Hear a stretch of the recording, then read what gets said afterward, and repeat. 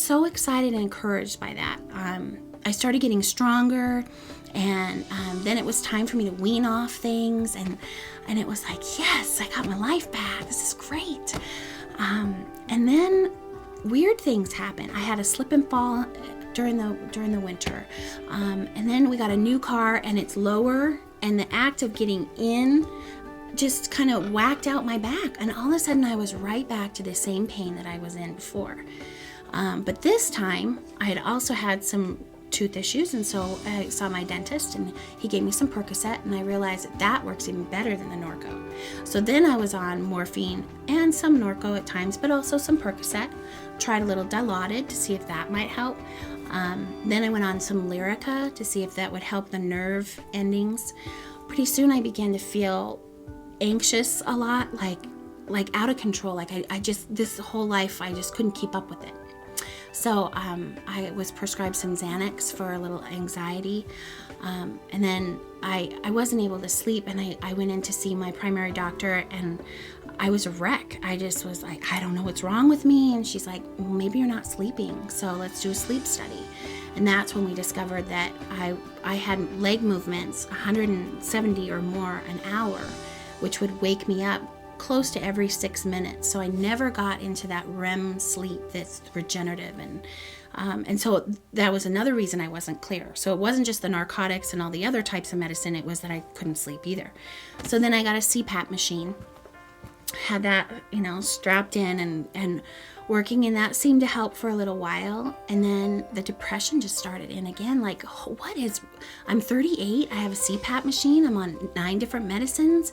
This is crazy, and it just kind of, everything just came to a head, and it was almost as if I was on a moving sidewalk, because my path was going. I didn't realize I was moving on this journey, really.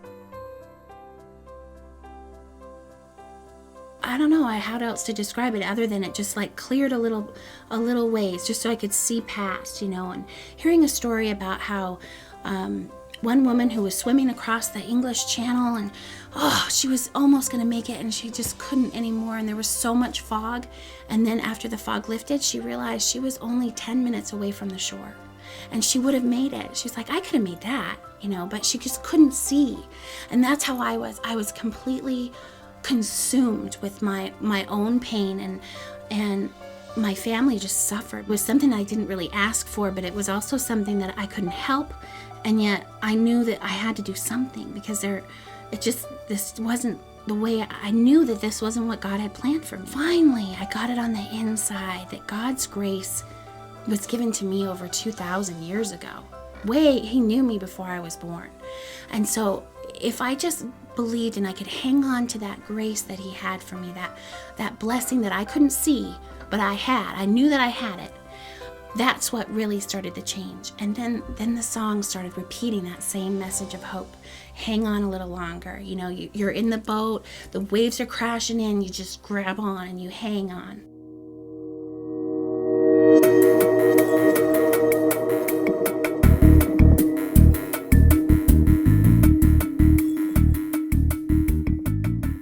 I thought, that was my hope, and now it's gone.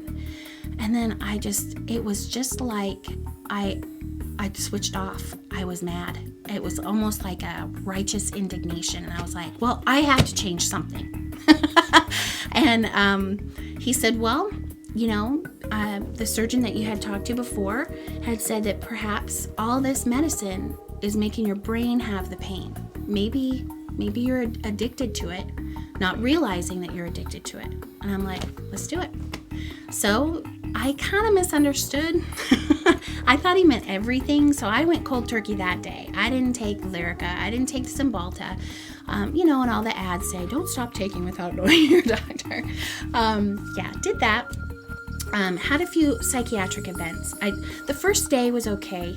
The pain started setting in a little bit. The next day, I don't remember a whole lot except for just convulsing, sitting in my chair, and I was so fortunate that my parents, they're in their 70s. I mean, they're not used to having little kids run around all the time, you know. They came up so that they could take the day shift and watch over me so I didn't, you know, do anything crazy, and help get the kids. And of course I choose the first week of school to detox, which, you know, that's always a crazy time anyway. I've never been good for timing.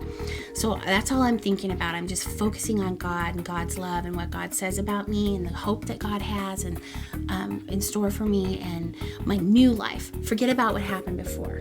Think about what is happening from now forward. And I got through it. I ended up having to go to the hospital one time, which I don't remember, but I was pretty psychotic where I would get up at 3 and I'd turn on all the lights and start the coffee maker and get the lunches ready and shout down the stairs. And my husband was just so tender, and he had to go to work all day and then come home and have the night shift with me.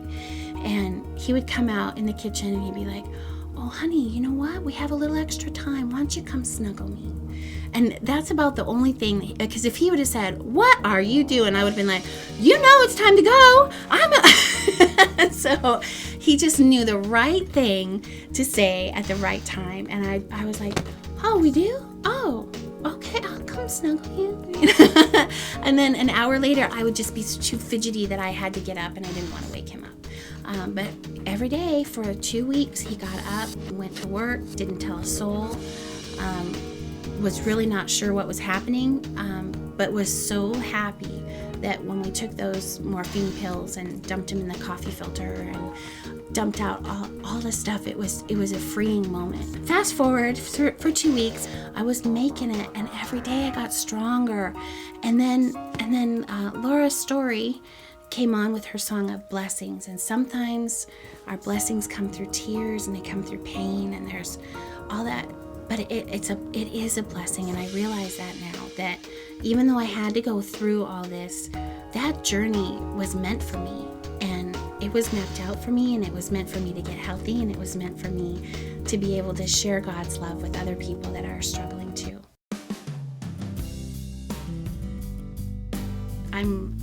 I feel so very blessed and very humbled all at the same time for that comfort day and night. Like you said, it's a family.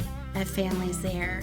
You know, all those things were predictable and yet comforting stability for me during that time.